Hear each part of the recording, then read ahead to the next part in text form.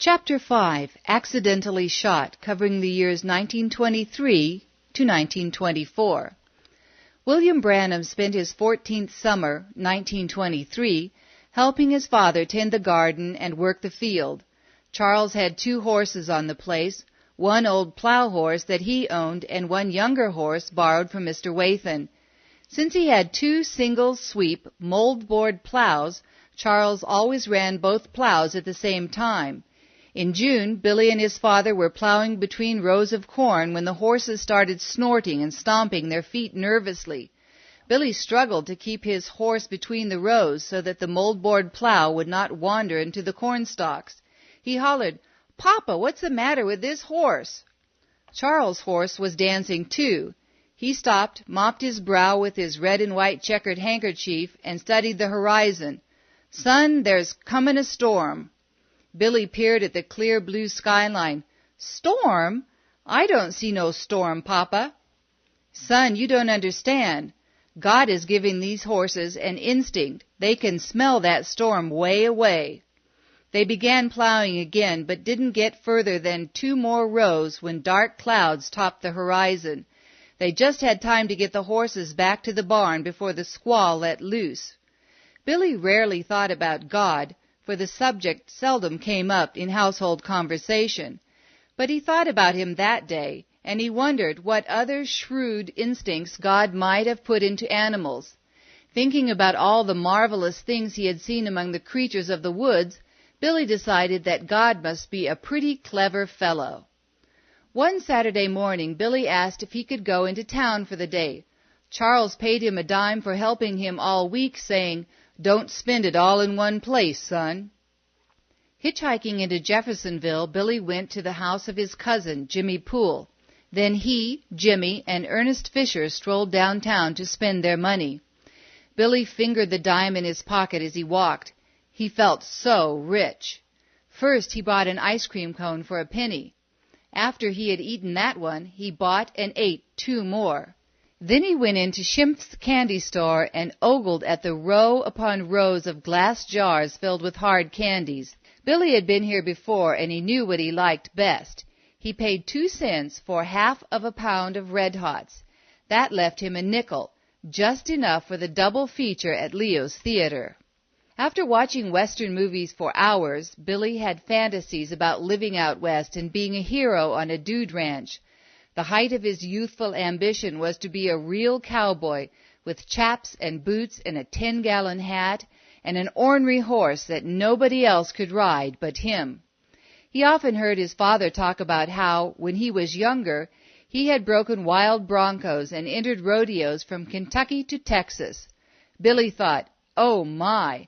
When I get just a little older, I'm going to go out west and be a real rider." Billy practiced on the old plow horse. When he and his father spent a day in the field, Billy always came home early to do the chores. He led his tired nag behind the barn to a water trough made from a hollowed-out log. The horse plunged his muzzle through the slime, sucking in draughts of water, while Billy undid the harness and carried it into the barn. Bees hummed above the water trough. Billy's younger brothers gathered around. They had taken the hairs that combed out of the horse's mane and tail and had braided these into a horsehair snake, which they floated in the trough. When the horse's drinking made waves, the horsehair snake rippled like a slithering copperhead on top of the water. Billy lugged a saddle from the barn and slapped it on the horse's back. Cockleburs grew thick around the water trough, and Billy gathered a handful of the prickly heads and stuffed them under the saddle before he cinched it tight. His brothers lined up on the fence for the show.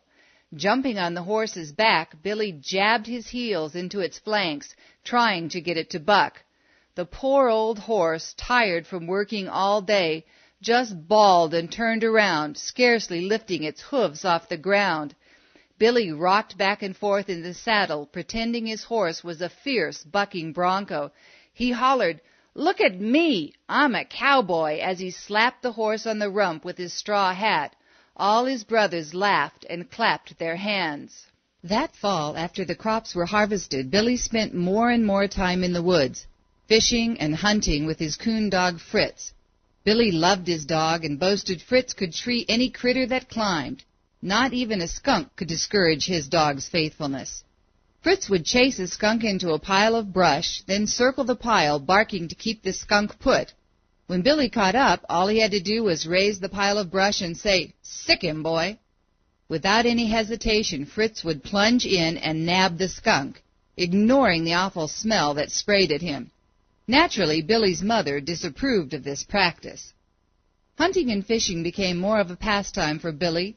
His hours in the woods became a refuge from the outside world, an interlude of peace in a life otherwise squeezed too tightly by unbearable circumstances. In the forest, Billy no longer felt like an outcast. He felt like he was part of the wildlife, part of the rhythm of the seasons, part of the natural order of the universe. He felt like he belonged. Billy began to wander farther from home, and in doing so discovered Tunnel Mill, a rural area about 15 miles northeast of Jeffersonville near Charlestown, Indiana. The area drew its name from a remarkable flour mill that sat next to 14 Mile Creek. In the early 1800s, a man named John Work was looking for a good location to build a mill. It was not easy to find the perfect spot. The water needed to run with enough speed and volume to turn the mill's giant water wheel as many months of the year as possible. John Work noticed that at one point, 14 Mile Creek wrapped almost completely around a big hill of rock, dropping 24 feet in the process. Shrewdly, he calculated that if he built his mill on the downstream side of the hill and dynamited a tunnel directly through the rock bluff to the upstream side, the steep drop through the tunnel would be all the power his water wheel would ever need.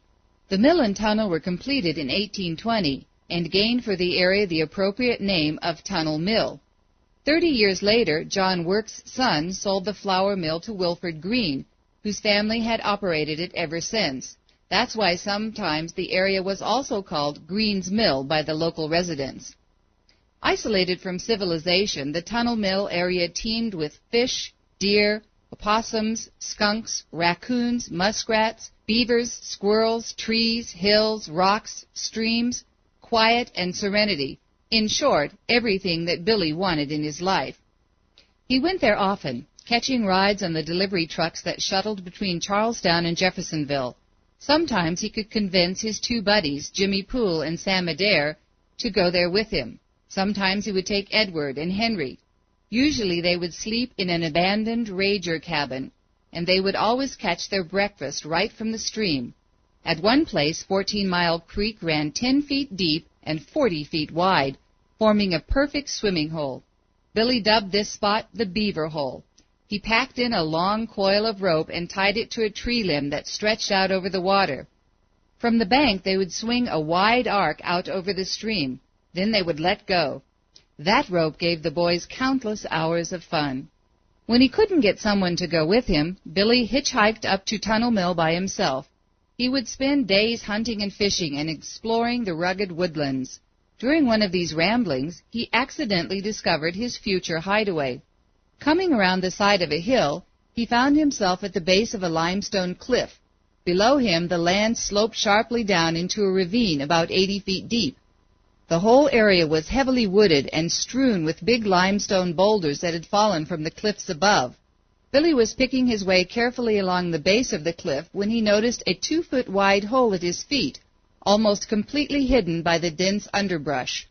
At first, he assumed it must be a fox den, a crack between the rocks that sheltered animals from the weather. But a closer inspection showed him it was the mouth of a cave. Billy wiggled into the opening feet first.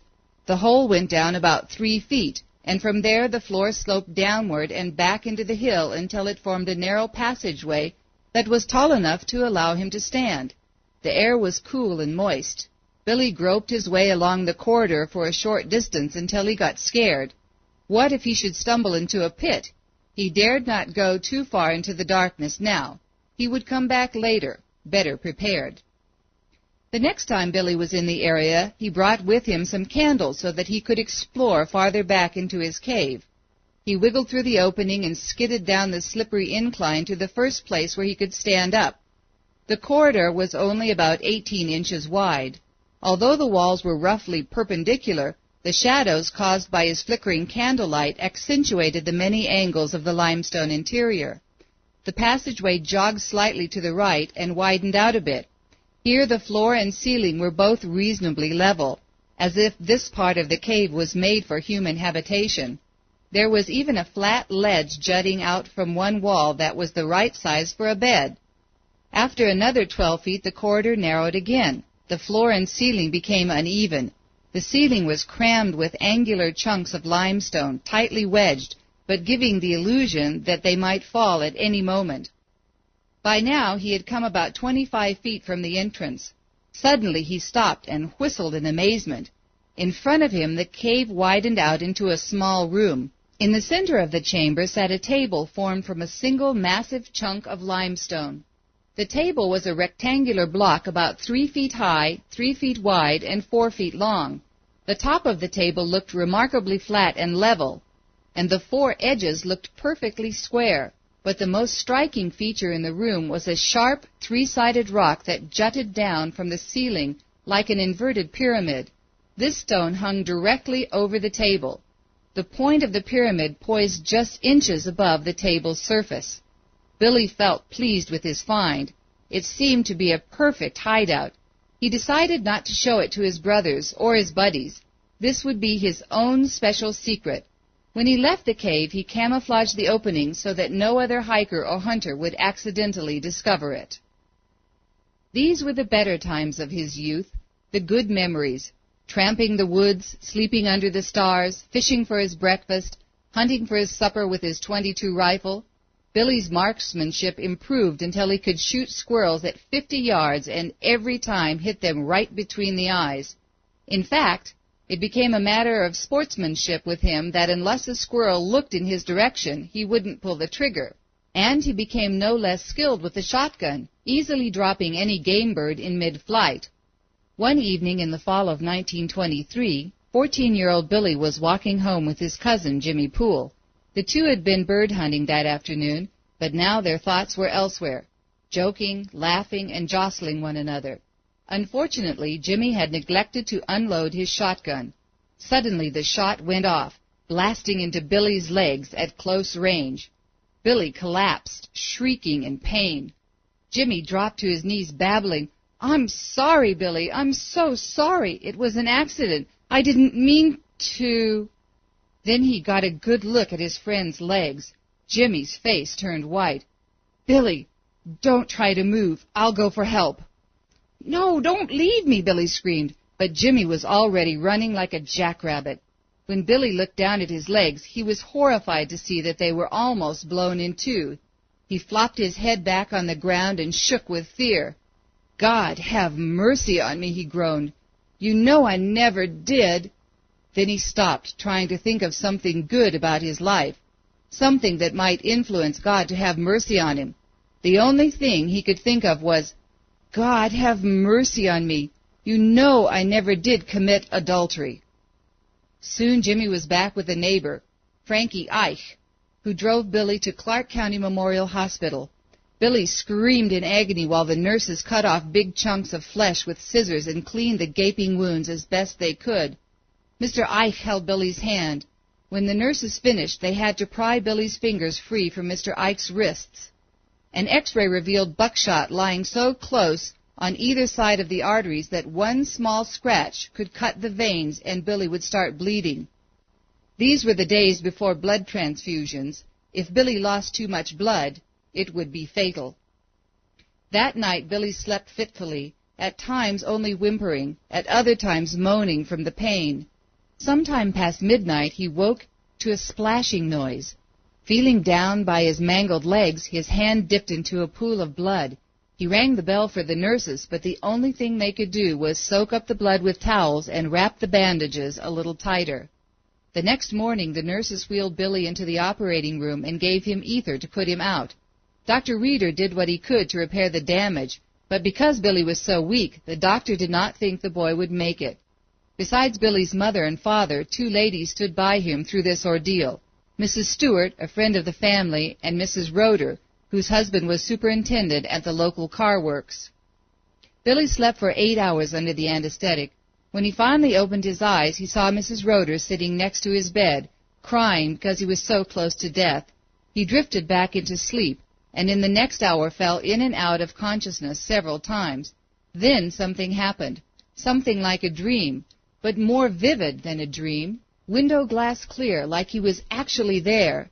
And in this awareness he sensed he was falling through wispy clouds into a dark eternity, sinking down, down, down. There seemed to be no foundation to his world, nothing to stop his fall. He screamed, "Papa!" The words seemed flat and lifeless. "Mama!" he screamed. "Mama!" His mother wasn't there. "God!" he screamed, "catch me!" His pitiful cries sounded hollow in the vast emptiness. Was the darkness unending? Had he passed beyond the realm of earth, beyond the reach of God? Maybe he would keep falling like this forever. Terror gripped him. Then faintly, ever so faintly, he heard noises, spooky moaning noises. As he fell, the sounds grew louder until they were all around him, groans and grunts. Now faces appeared in the darkness, women's faces, hideous faces with green canker sores around their eyes and twisted mouths, groaning, "Ugh! Ugh! Ugh! Ugh!" Billy cried out, "Oh, God, have mercy on me, have mercy. If you'll only let me go back and live, I promise you I'll be a good boy." In an instant he was back in the hospital room, his blurred vision focusing on his mother's dark, deep-set eyes. Her face brightened, and she hugged her son, weeping, "Oh, Billy, Billy, we thought you were dead. Thank God you're alive." Alive, yes, but barely. There was no penicillin available in those days, and the savage wounds burned red with infection. His stay in the hospital stretched into weeks. The Branhams had no money for hospital bills, so Mrs. Roeder mounted a charity drive on Billy's behalf. Between her church aid society, the Masons, the Ku Klux Klan, and private donations, all the medical expenses were eventually paid in full. Finally, the doctors said Billy had improved enough to go home. Unfortunately, his ordeal was a long way from over. At home, he was still bedridden. Months passed, and his legs did not get any better. Billy tossed on his straw-tick mattress through many dark and painful hours, thinking about that strange experience where he had been sinking into such a dreadful darkness. It had seemed so real, so vivid. Where had he been? The doctors had later told him about his physical condition at the time. His pulse had been dropping steadily, so that they were sure he was dying. Billy wondered if he could have been falling into hell. It bothered him. He thought, "Oh, let it be that I'll never go to a place like that. Let it be that no other human being will ever have to go to a place like that." Then he thought about what he had promised God. "If you'll only let me live, I promise I'll be a good boy." What did it mean to be a good boy? And who was God anyway? The whole experience puzzled him. As the frigid winter warmed into the spring of 1924, it became apparent that Billy's wounds were getting worse, not better. His calves had swollen to twice their normal size and had doubled back to his thighs so that he couldn't straighten out his legs. Dr. Reeder diagnosed his condition as blood poisoning, caused from the debris that was left in his wounds. Again, Billy's life hung in jeopardy. The doctor recommended that both his legs be amputated at the hips.